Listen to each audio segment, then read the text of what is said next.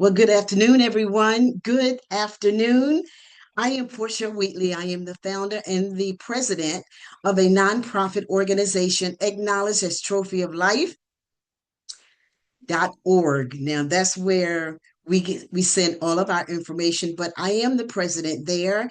And thank God we have the opportunity to render hope and encouragement to individuals across the world. And I say across the world because it has to be with it being a God thing, it has to be larger than we can really expect it to be. But we're hopeful that it will be, and we're grateful to God for having the opportunity to spread hope and encouragement. Well, I would love for you to go to our YouTube channel and subscribe. And that YouTube tag is Portia Wheatley, Trophy of Life. So make sure those two are together, Portia Wheatley, Trophy of Life. And subscribe to our channel because we bring you information, individuals, hope, encouragement, love, joy, all of that. We do it on this platform, and we're grateful to God to have the opportunity to do so. Share, tag, comment, whatever you can contribute to make it another successful Zoom and Facebook Live. Well, today I am excited to have, actually, he is my nephew, and I am so excited for the work that he has been doing and the work that he has had to accept, or willfully accept it as an assignment for his life. And I'm so grateful to God for having Mr. Aram Wheatley. Aram, thank you so very much for accepting our invitation to actually come and share on this platform because we have so many stories and so many experiences to share with the world. And we invite guests such as yourself to come and share them because you don't just share them out of head knowledge, you share them out of experience. And we're grateful to God for that. So before we even get started on this platform of sharing, I would just love to read Aram's bio. I don't usually do that. I usually let the guest introduce themselves, but it has so much information, great information. And then for the young people, or even the parents or the guardians, you want to know, why should I listen to Aram Wheatley? Let me tell you why. Let me tell you why. Aram Wheatley is the founder and CEO of Project Build SWFL. And Aram, is that the location? What does the SWFL stand for? That's in Southwest Florida. That's where Out of we Florida. originated. Yep. Very good, very good. Aram is the founder and president of Project Build, bringing over 16 years of experience in youth development. That's my main concern, to get the message out there. Youth development, operations leadership, and community impact. He leads the organization with a deep commitment to transforming the lives of foster, homeless, and justice involved youth through skilled trades training, mentorship, and job placement. Aaron's professional journey began at, now what is that? AMI Kids. How you pronounce that? Yeah, Is it? AMI Kids. That stands Oh, for good, Associated Marine Institute. good. Where he served as the instructor and counselor, eventually rising to director of operations. His leadership was recognized in 2019 when he was named Director of the Year for his commitment to operational excellence and innovative programming. Aram holds a Bachelor of Science in Psychology. I'm kind of chuckling because a friend of mine, as in Vernita Muzan, psychology greening with a concentration in human services from, pronounce that, Arrogance University, Argosy University. Argosy University, and a Master of Business Administration, MBA, from Charter Oak State College. His approach to leadership builds behavior insight with practical strategy, equipping youth. I love that. Equipping youth with the tools to transition into adulthood with confidence and purpose. That is so needed in our culture today, in the world today, not just our culture, but in the world today. He also holds numerous certifications that reflect his versatility and dedication to workforce development and mental wellness. Wow. And it's a list of, now you go to Project Build, the website, and it will show you the different and the various certifications that he holds. So this gives our audience information on why we should listen to Aram Wheatley. And before I start as well, I want to put this out there, Aram. This is a share coming from me personally, as far as a senior citizen, an African American strong Black woman. We raised two strong African American sons. I was in the school system for almost 2 decades, 19 and a half years.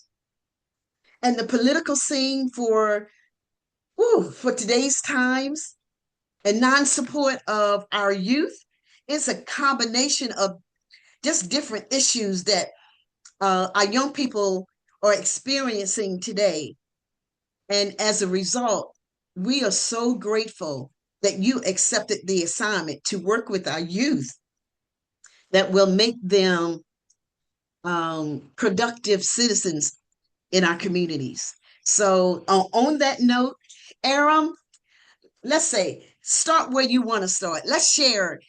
Matter of fact, share about your beginning, because many people think that you got it going on or you had it going on from birth.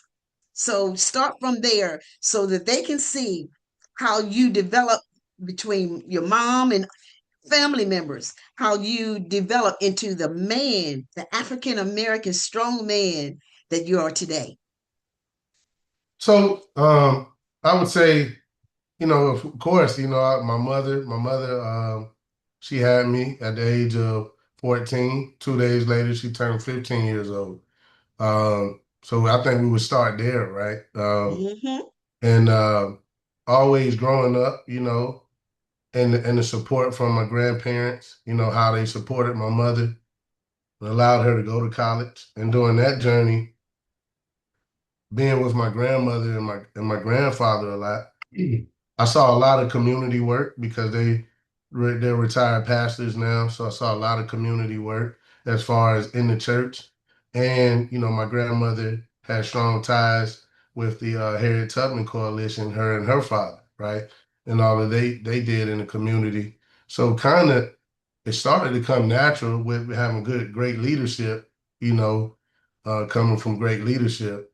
And I was able to probably at that time, I didn't know what I was looking at. I just wanted to be a kid and just go home and watch TV or something like that. But now it kind of became all full circle. Um, Even with just growing up as a kid, not quitting because I never saw quitters. Um, you know, my mother used to always say, well, if I quit, what would happen to us? So watching her work 2 and 3 jobs to put food on the table and take care of us. So now, you know, developing into my adulthood and then now being in my adulthood and taking on Project Build, I had the same energy, and it's once we started doing this, I knew a long time ago it was no turning back, so I didn't really develop a plan B because intentionally, I developed pivots along the way to so we don't have to worry about a plan B. But I never once, like I just told a Kenda this the other day. Doing this, we never had a bad day, right? We've had bad moments, but we've never had bad days. Um, and it's almost impossible because we walking in our steps, you know. And this is bigger than me, so you know, just tackling it every day, it's just a real joy because it's bigger than me. It's not about me, you know. You on mute. You on mute. Before we even get to Project Build and what it involves, in your growing up, did you grow up with your dad? Did you have relationship with your dad? Or because a lot of the young men that you deal with, I don't know if they do or don't. We'll get into that as well. But to give our audience a thought of how you came to who you are today. No, I didn't grow up with my dad. I had a good relationship with my dad's family, growing up. But I didn't really see my dad that much growing up. I could call him now, you know. We still try to develop that relationship to this day. Never, I think when I was a kid, I had a little bit of anger about that, not really knowing that that was the issue. Um, as I grow older, right, you know, and learn a lot of what I went through probably, you know, was from not having my father there. I had my grandfather, I had my uncle, and other strong men in my life. So it wasn't like I didn't have a man.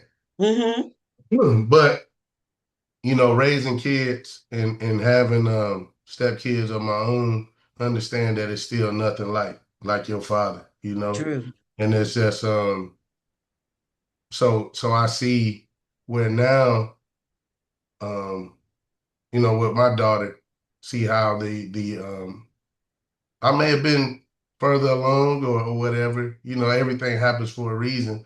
But I see how went through a lot of confidence issues, you know, Okay, sure. different things like that growing up. Yeah. And I ask that because many of the young people that you deal with probably have come from that same background. So the audience would have a better understanding as to what makes you tick, what makes you want to do what you, in addition to having God to assign that to your life, what makes you um, keep going and keep working with this particular group. So who groomed you into the man that you are today? In a Was it the village?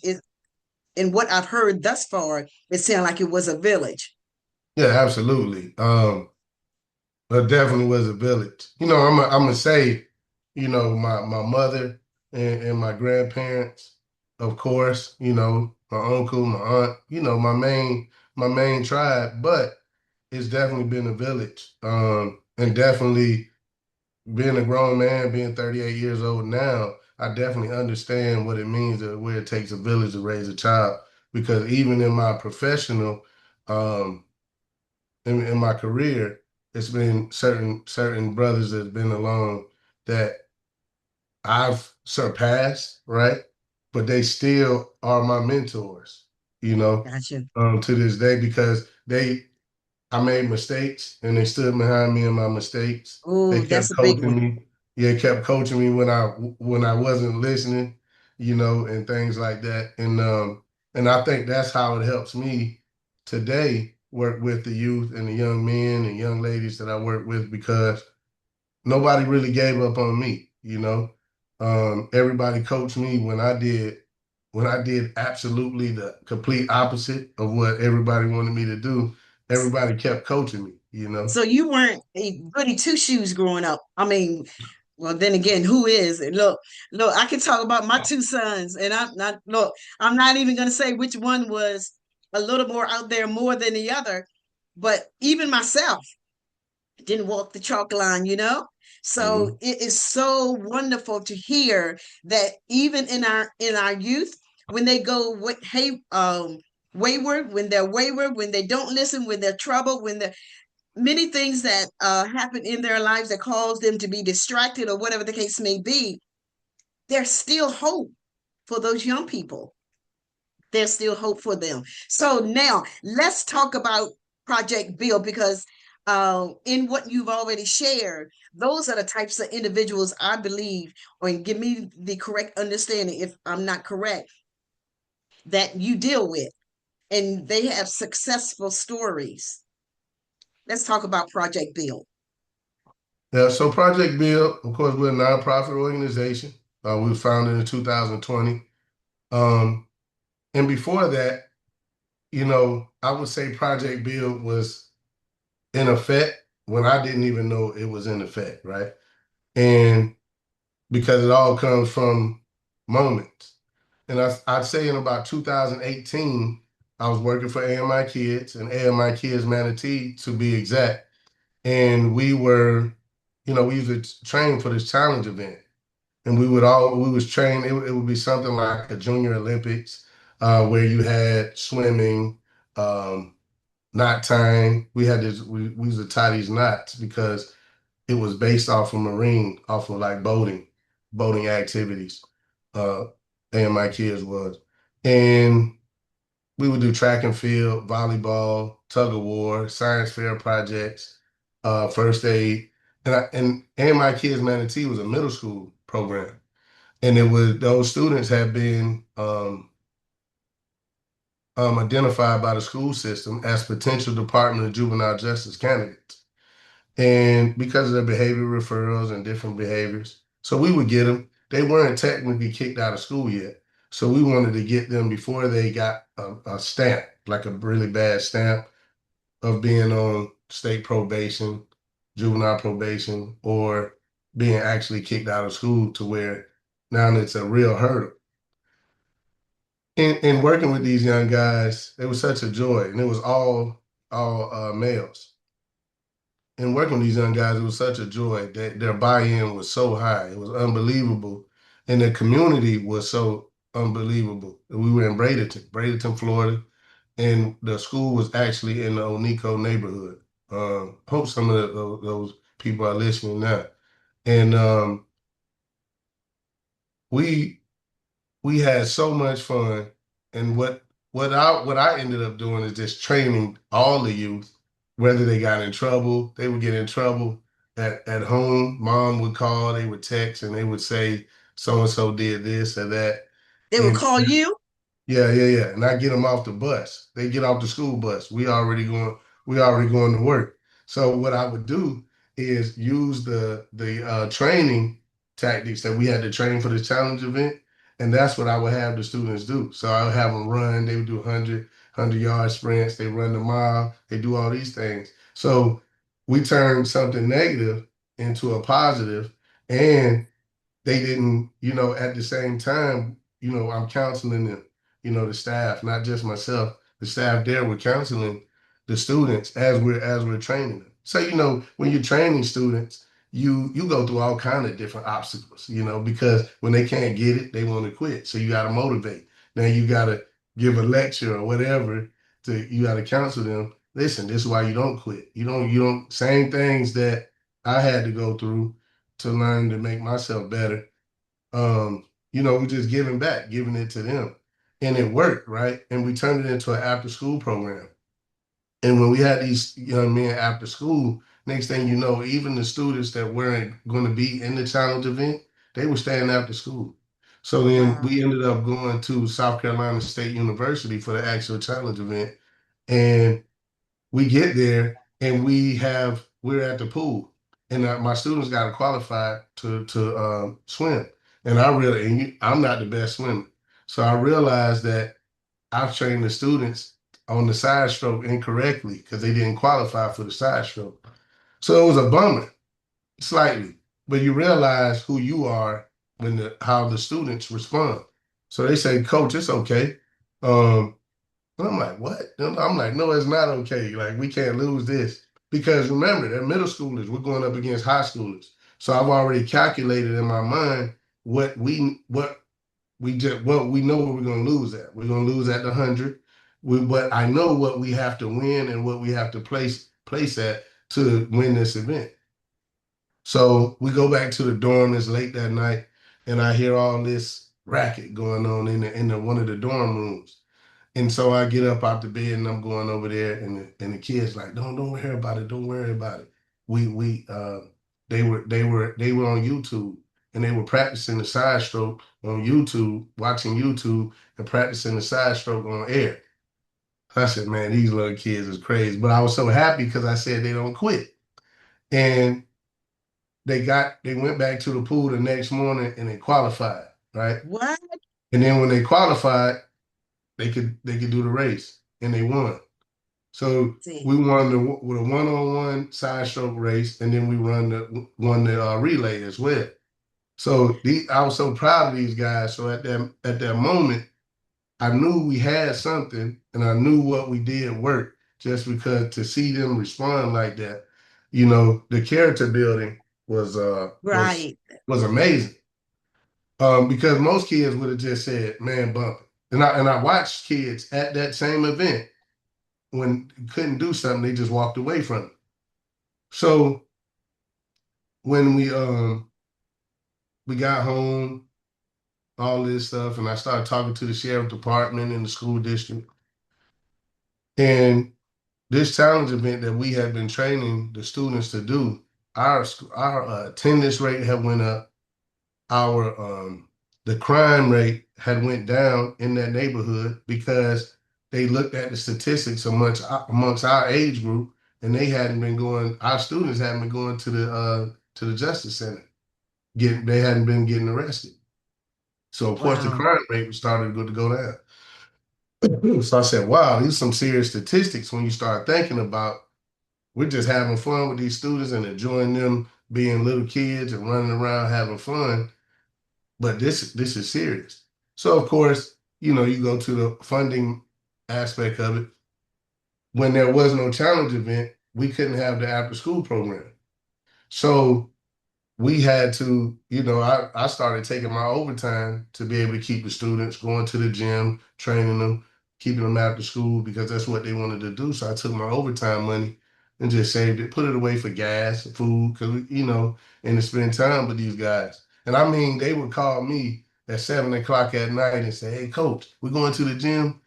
And so when I wanted to slack off and not get my workout in, they were pushing me.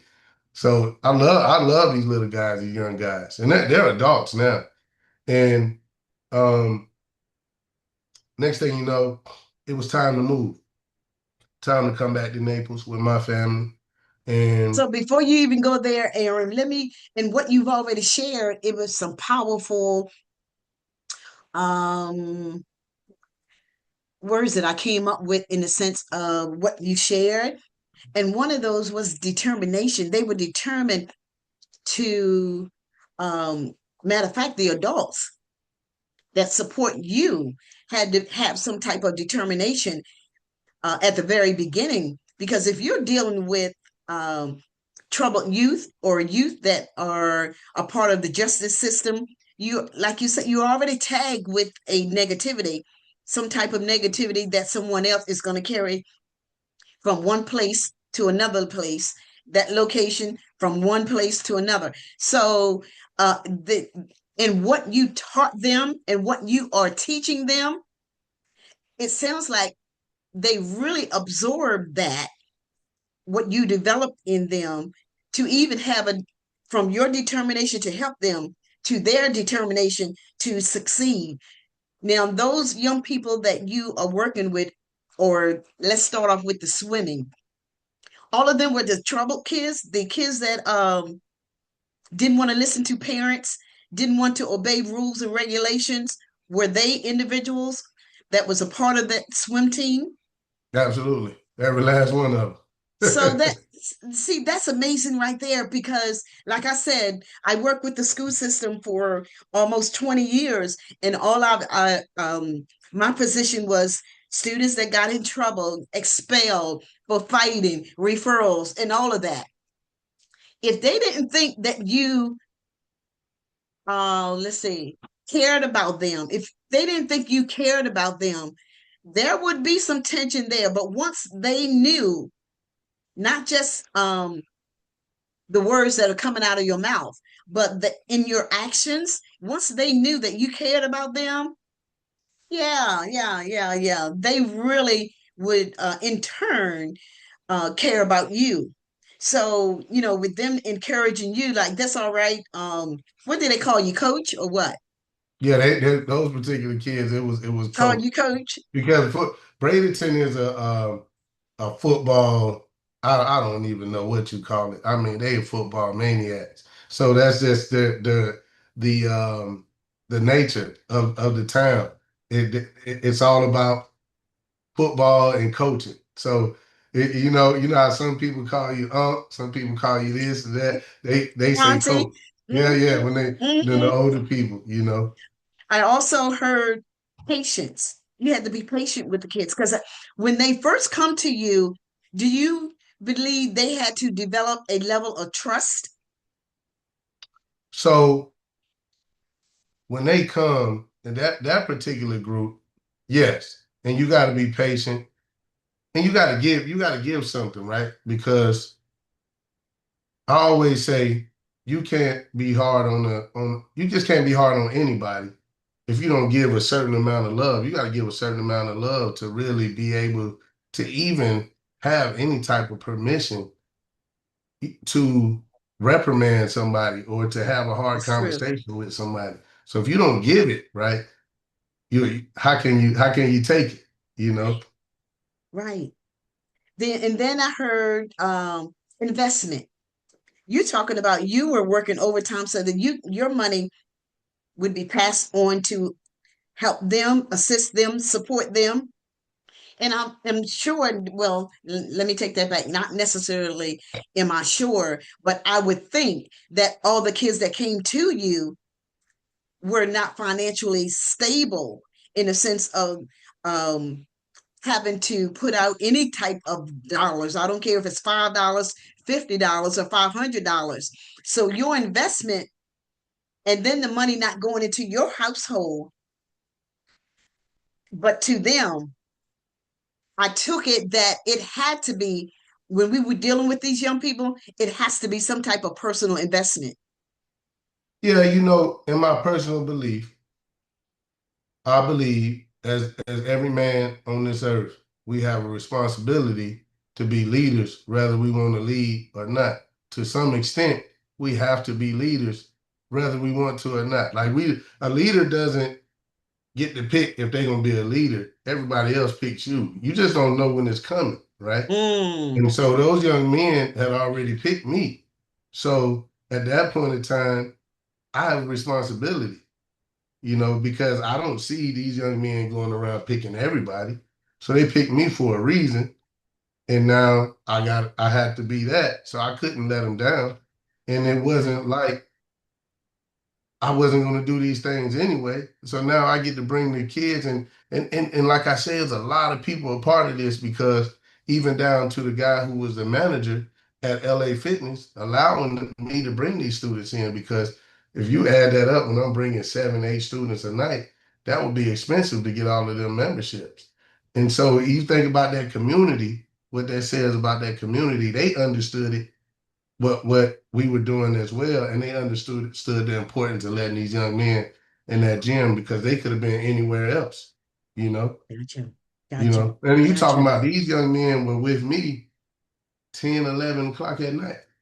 Woo. Yeah, I would hold them all the way until the end. I make sure when I took them back, it was nothing they could do but go to sleep. That's how I knew they were gonna come back to school tomorrow. You No, do know? me do me a favor, Aaron. When we're speaking, kind of like turn your head because I want you to look right in the Okay. screen. There Got you it, got go. it, There got it. you go. Look, what let's see. What do you wait a minute before we go there. You spoke to me about um statistics and you said something about what you wanted to do to see why I young people, our boys, our African American kids do what they do, or something like that. What was it that you were talking about? You remember? Yeah, Because yeah. it was a great idea. So I've been looking at some of the statistics, and in some of our black youth, they really struggle to have retention on jobs. And so I've been working with some universities, on doing some real research on why that is. I mean, we all know like the main barriers of it, but we really want to do a deep dive. I really want to figure it out if it's possible to figure it out. Like I want to get some minute, great details um, in on why what that is because it's a strong issue. It's a big issue right now that I see. Right now, you're just working with males, or do you find yourself working with females in the future, or someone coming on board that has the same mindset and heart for young people as Yeah, you we work do? with females as well. Yeah, Even now, you do? yeah, yeah. Okay, That's and some of any my of best. Some of the females, honestly, that's my best students, my best test scores. represent, ladies, young Yeah, ladies, yeah, represent, represent, yeah. represent. I tell everybody, man, my girls, man, they they operate the heavy equipment like none other, and Mm. they end up becoming and being tutors to the other students. That's Oh, so the good. leadership amongst our young girls, I would say at least in this past year has been phenomenal. Like some of our young men wouldn't have made it without them. You Wow. know? So it just replicates the order of life, you know, because we wouldn't, you know, me, I know for a fact I wouldn't have made it without the strong women in my life. So I There wouldn't you be go. here right now. So it just replicates, you know, the order of life. And it's funny when you sit back and you just watch all those things come full circle. You know, like some Hmm. things are just what they are and they don't change and it's just nature, you know? Well, what do you sense would be a major comeback of our youth that lies in the hands of parents and guardians that would help them to become confident and purpose filled or purpose driven? But it lies in the hands of parents, like the support, and give us a couple of thoughts about that. What parents I, can do. I would just speak from my perspective and the things, the problems that I've seen other parents have with the youth that I work with. Being present, um, you know, anything that your kids have going on, if within reason, you got to be there. Even if you're tired, even if you're hungry, don't be late to it.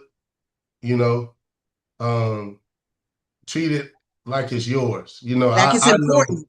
yeah, I know with all the youth and even my stepkids and my kids, my daughter, and everybody that when they have an event, if I'm excited like I'm playing, I'm excited like I'm going. And sometimes that's a good thing. It's not a good thing because, you know, so you don't want to live inside your kids. But I would say that helps me personally with a level of consistency because now I know kids, they're people and we're all nosy.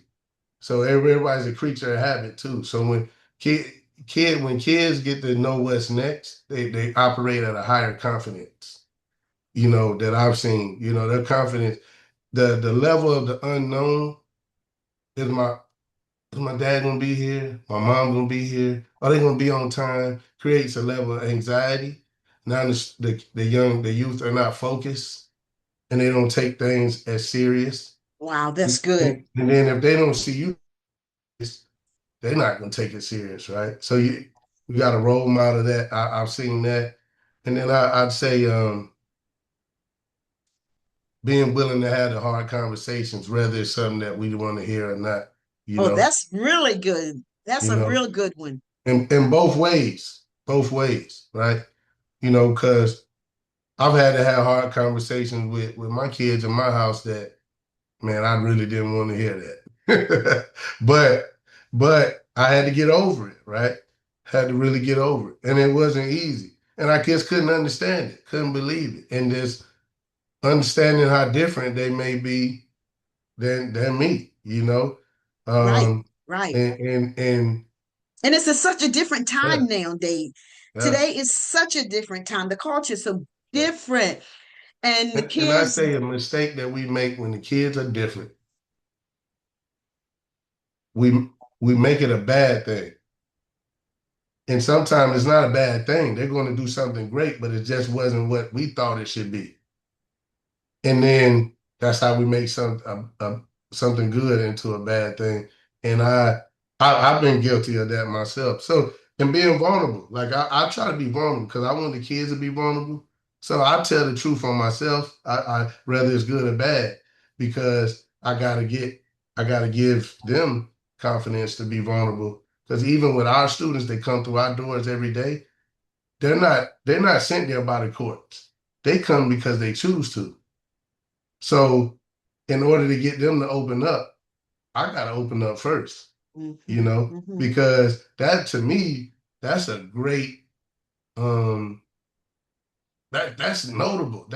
For me, I feel more respected and honored that a youth will come here to our facility on their own without the judge making them, without somebody making them come and give us a chance to teach them because I don't take that for granted. So I let them know that I'm always thankful for them coming and giving us a chance because they could be anywhere else. Like I had 22 kids at class one time learning OSHA on a Friday night. They were there until 10 o'clock at night. Look at me, look at me, look at me. Look, turn it, Yeah, I'm there sorry. you go. They were there until 10 o'clock at night. And they could have been getting ready to go to the club or anything. So true, so Yeah. true. And the thing is, like you said, um, make it important to you. Put it on your schedule. Don't just send them. Um, when the kid or the child know that what is important to me is important to you, you're going to show up. And that gives another level of confidence. They believe I can do this. So I believe I can do this. And it's amazing that investment in your child. You can always tell when parents are in conversation with youth, you can always tell when parents have invested in their children. Their conversation is a little different. Their confidence in speaking is a little different. But when they find that, oh, yeah, I've communicated with mom and dad, auntie, my guardian, my brothers, my sisters, or whoever, and they find that once they tell you, well, I would like to do this, or I would like to do that, and you adopt that as something that's going to be important to you as well, it's amazing how their self-esteem just goes up. It just goes up. It just grows. Yeah, So I I always say confidence is the real currency. Confidence is the real currency. Like we look at things and we want this amount of money, we want to do this, we want this accomplishment. But us as people, whether we're a kid or adult, I feel that we could do anything. We could do anything as long as we got our confidence. I know I can. And that I feel like that's where a lot of our success as Project Build has come from. It's the confidence that we have in what we do. And confidence has to be earned. You got to earn it from yourself. Like I got to do my research. I got to read. I got to educate. And then I'm able to walk in rooms and say whatever I need to say because I had the confidence. I know what I know. That is so good. That is so good. I've enjoyed this time because um I'm trying to stay as youthful as I can. I mean, hey, look, I'm a senior citizen, but still, and I enjoy to be around, enjoy the company of young people, Mhm. and that is one more thing that you have stated. Even in communication, whether it's from the child to the parent or the parent to well, usually the child to the parent, don't make it whatever they share, don't make it seem like it's so bad because they'll feel like I shouldn't have told her, I shouldn't have told him, I shouldn't have shared it. But come to some, whether it's reconciliation, some conclusion, some balance, it's a little bit of everything that goes into the conversation. But our young people really need adults to support them in a positive way. They really need to know that you care. They need to know that you have patience with them. They need to know that you don't mind investing in them. It's amazing. Just think, adults, to our audience, just think how we feel even now, the way the world is. And the young people, their emotional state is is not as mature or strong as our mindset is. So give them some extra time. Give them cushion your conversation with them. It's amazing. The main thing is to share that you love them, no matter what. You love them, no matter what. So, Yeah. Aram, do you have any? Now, one thing I do want to share is don't forget, go to Let me see. Let me make sure I get it right.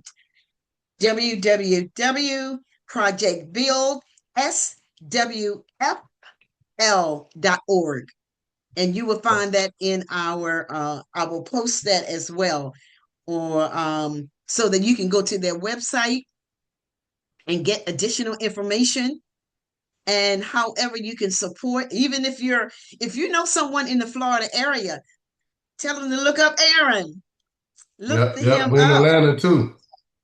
Say it again. We're in Atlanta too. We're in the All Atlanta right. area right now too. All Yep. right. Yep. Anything else you want to share before we close? Some Oh, good that's stuff. it. This I is just want the youth to keep pushing, um, and really indulge into getting skilled trades a chance, even if it might not be your thing, but give it a chance. And at least try, a basic level of a construction or manufacturing trade, as this is the way that the country is turning, um, whether we like it or not. whether we So like it or we not. we we, we always have to be able to pivot, and a lot of our young people don't understand that, you know, what pivoting really is, and sometimes you can pivot before you have to pivot. I joke with people and I say I'll cross you without dribbling, right? Because I can't dribble anyway, so I cross you up without dribbling. And a lot of basketball players, they'll understand what I'm saying, but you got to be able to think and have a plan before you need a plan, you know. And in his careers, you look at how much. I'm not taking away from universities or anything, 'cause that's a great thing, but where we come from, we can't afford that, right? And a lot of times we look at other people's goals and things. It's just like a pair of jeans. I'm a big guy, so some polo jeans, they weren't made for me. So sometimes you look at certain universities and things like that. This stuff might not be for you. So try different things so you can find your own path, and then you never know what you're gonna need later on in life. Find your own path, and you can be so successful. We're not saying that education is not needed nor necessary. If you can go, and if that is for you, do that thing. Yeah. But I'll tell you if now, not, I got a young man making more money than most average kids coming out of college right now. He has no debt. He has great credit. There's like over a 750 credit score, because we've been working on that too. And he's a supervisor at an HVAC company, a company truck. So proud of him. We got another young man. He has a he was one company of your truck. students. Yes, he has a company truck. Um, Works for Habitat for Humanity. Same situation. We got another guy. He's doing MOT work, movement of traffic work. He has his own crew. Same situation. So these this works. Now this is not for everybody, Right, but it works. And these right. young men and young ladies, they're not in debt. They're not in debt. They don't owe hundreds of thousands to a college or anything like that. Um, and so and they're making the same money that a Mm, student, or if not more than a college graduate, you yeah. know. parents, guardians, aunties, uncles, whoever, just know the troubled youth are, don't pass them away. They're not throwaways. There is hope. There is hope for our children. There is hope for our youth. So Yeah. that's our takeaway. And those words I had, the determination, the patience with them, the investment in them, and parents, you hold a whole lot in your hands that you can help to develop your son, your daughter, your nephew, your niece. So when you have the opportunity, don't forget projectbuild.org. All right. And then even if you want to start something, if you want to start an organization because you feel it, you sense it, you just desire to um, fulfill that purpose in your life, start it. You don't have to start large. Start small. Start in your community. Actually, start in your home and start in the and then build it to your community. And then reach out to other like-minded individuals who want to do the same thing. We have to start somewhere. Stop talking about it and do something about it. All right. I thank you again, Aram. I thank you, thank you, thank you. Um, yeah, I think this is going to lead to something else. And remember a connection I told you about. I spoke with the gentleman, and I just have to give him your information because they do the pretty much somewhat of the same thing as far as working with our youth. All right. So I Yeah, absolutely. thank you again, and I appreciate the fact that you shared, and you shared some more. Audience, don't forget to go to our YouTube channel, Portia Wheatley, Trophy of Life, to subscribe to our channel. And if you know of individuals who are doing great things, doesn't matter what the topic is, as long as you're on point and you know what you're talking about.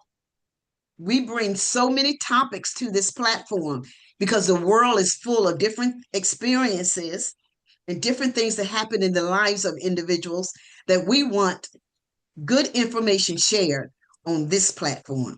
All right. Thanks again. God bless. And I will see you next time. All right. Thanks Have again. a good one. All right.